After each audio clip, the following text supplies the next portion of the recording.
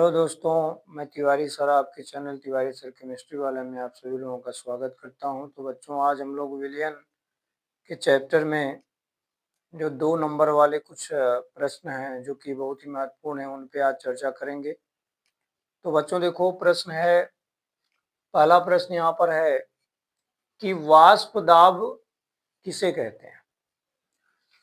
तो बच्चों, आप लोगों ने पढ़ा होगा कि जब किसी बंद पात्र में किसी द्रव को रखकर गर्म करते हैं तो वह द्रव वाष्पित होने लगता है।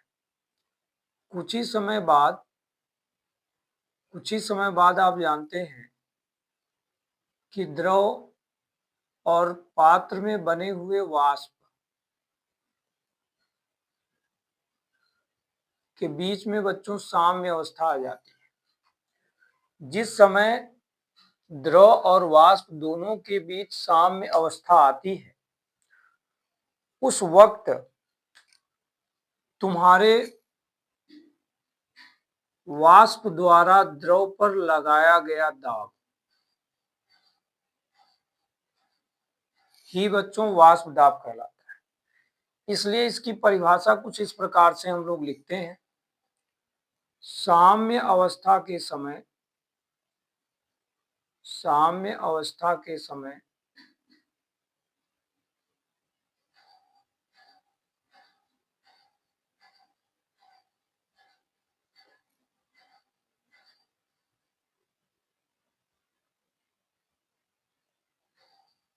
द्रव के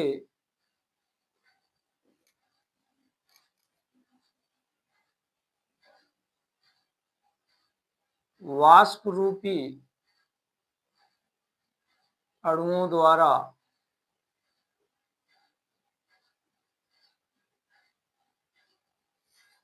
द्रव की सतह पर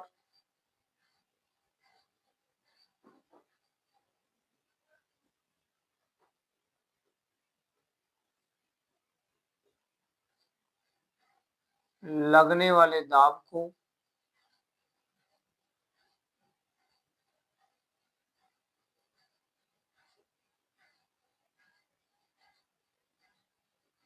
द्रव का वाष्प दाब कहते हैं।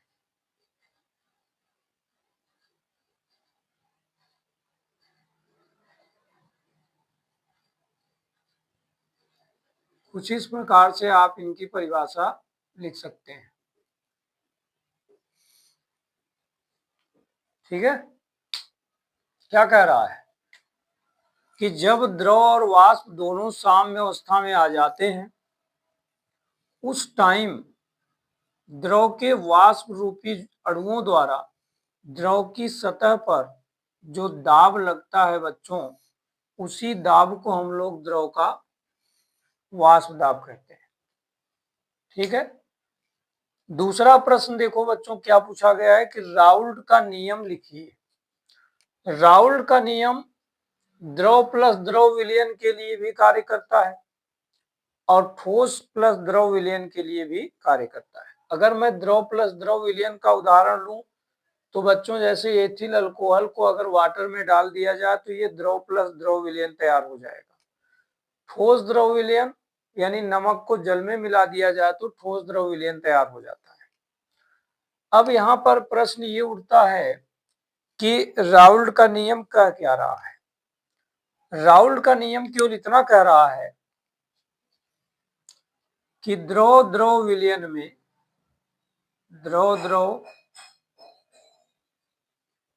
में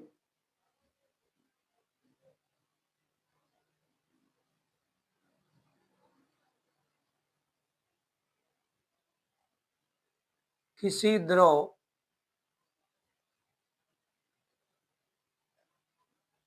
का आंशिक दाब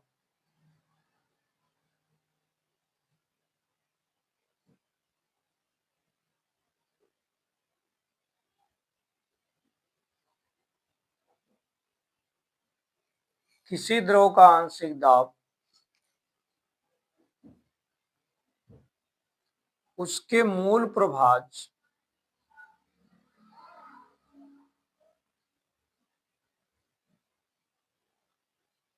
के समानुपाती होता है।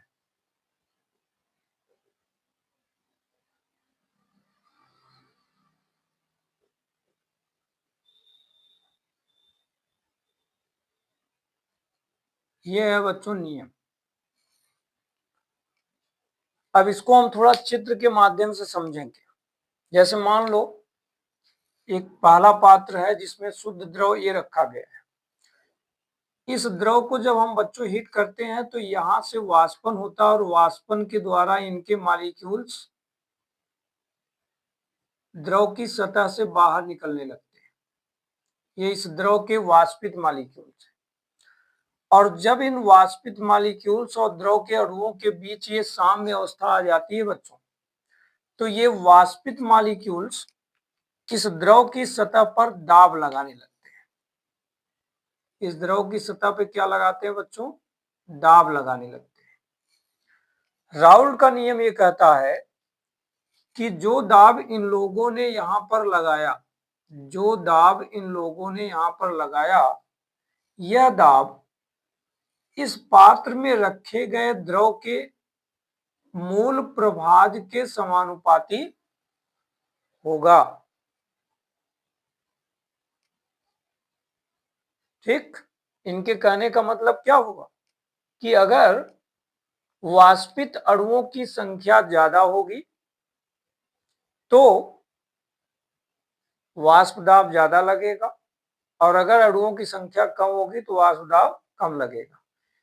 इसीलिए इनके निष्कर्ष का रूप ये दिखता है कि इसको हम लोग इस प्रकार से भी व्यक्त कर सकते हैं कि जैसे मान लो कि पहले पात्र में लगने वाला आंशिक दाब P1 नॉट है, तो मैं यहाँ पे लिख सकता हूँ P1 नॉट प्रोपोर्शनल x1।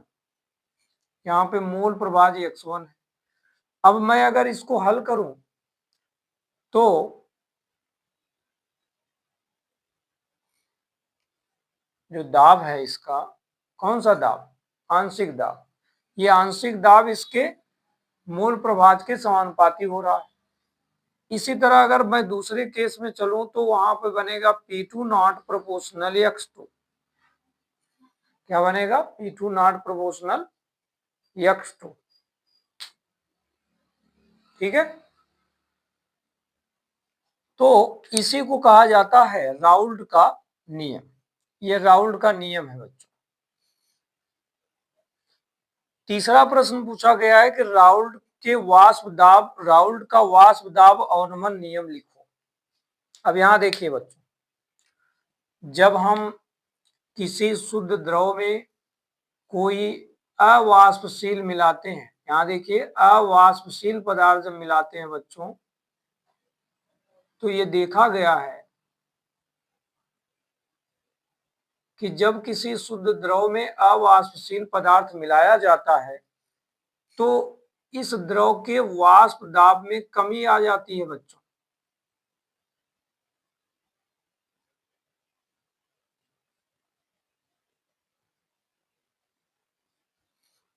और इसी घटना को बोलते हैं वाष्प दाब में अवनमन।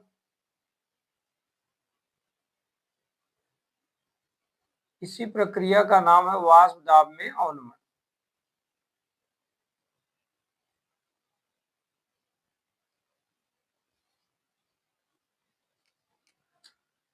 तो राउल्ट ने यह कहा कि वाष्प दाब का जो आपेक्षिक अवनमन होता है बच्चों, वाष्प दाब का आपेक्षिक अवनमन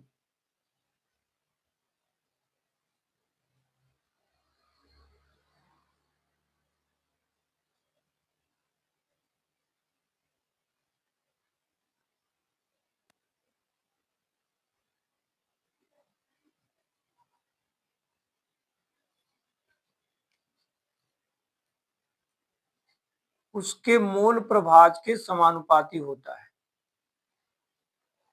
मूल प्रभाज के समानुपाती होता है।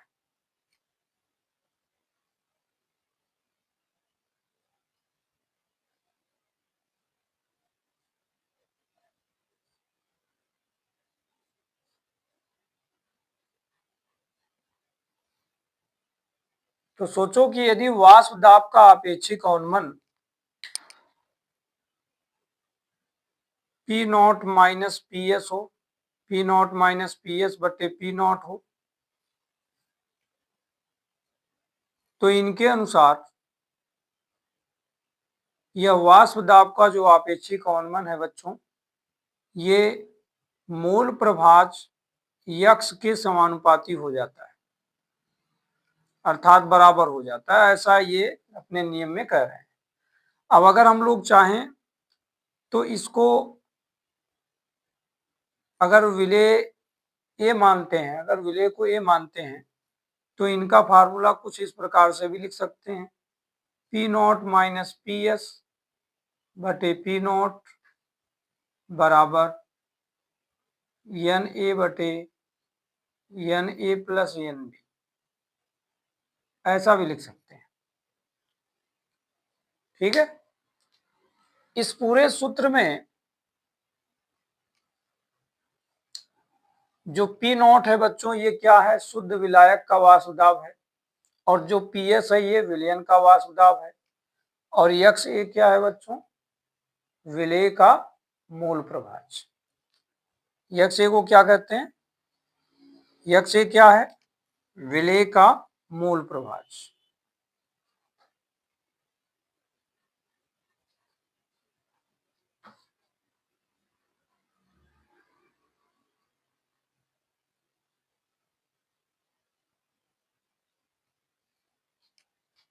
ठीक है, तो इस तरह से राउल्ट के वाष्प दाब के अवनमन नियम को अगर लिखना है तो आपको एक लाइन की ये परिभाषा लिखना है और नीचे ये फार्मूला लिख देना है, इससे आपका 2 नंबर का प्रश्न सॉल्व हो जाता है। ठीक है, अब जरा इधर देखो, जब हम शुद्ध द्रव ए और शुद्ध द्रव बी को एक ही पात्र में मिला के रखते हैं तो क्या होता है, ये शुद्ध द्रव ए है और ये शुद्ध द्रव बी है। अब ये दोनों लोग जब एक ही पात्र में जाते हैं बच्चों तो ये अलग अलग दाब लगाते हैं, इनसे जो वाष्पित मॉलिक्यूल्स हैं वो द्रव की सतह पर अलग अलग दाब लगाते हैं, द्रव की सतह पर अलग अलग प्रकार का दाब लगाते हैं। ठीक है, मान लीजिए कि इनके द्वारा लगने वाला वाष्प दाब है, आंशिक वाष्प दाब पी ए है, इनके द्वारा लगने वाला आंशिक वाष्प दाब पी बी है। तो ऐसे केस में अगर हमको ये ज्ञात करना हो कि इस पात्र में कुल वाष्प दाब कितना है, अगर मुझे ये ज्ञात करना हो कि इस पात्र में कुल वाष्प दाब कितना है, टोटल प्रेशर कितना है, तो हम क्या करेंगे, यहाँ सूत्र लगाएंगे, कुल वाष्प दाब बराबर ए का वाष्प दाब प्लस बी का वाष्प दाब, यानी दोनों के आंशिक वाष्प दाब को अगर मैं जोड़ देता हूं तो मुझे कुल वाष्प दाब इस पात्र में मिल जाएगा। ठीक है, इस पात्र में कुल वाष्प दाब अगर हमको निकालना है तो दोनों के वाष्प दाब को आपस में जोड़ देते हैं, तो इससे ये पता चलता है कि किसी विलयन का कुल वाष्प दाब उसमें उपस्थित आंशिक वाष्प दाब के योगफल के बराबर होता है। ठीक है बच्चों, तो आज हम लोगों ने राउल्ट से संबंधित जो कुछ महत्वपूर्ण प्रश्न थे उन पर चर्चा किया है, और आप सभी लोग इसी प्रकार अपने चैनल के साथ जुड़े रहिए और वीडियो को लाइक शेयर करते रहिए, जिससे कि हमारा मनोबल बढ़ता रहे और आपके लिए मैं इसी तरह के जो बोर्ड परीक्षा के लिए बहुत ही महत्वपूर्ण प्रश्न हैं उनको लेकर आता रहूं।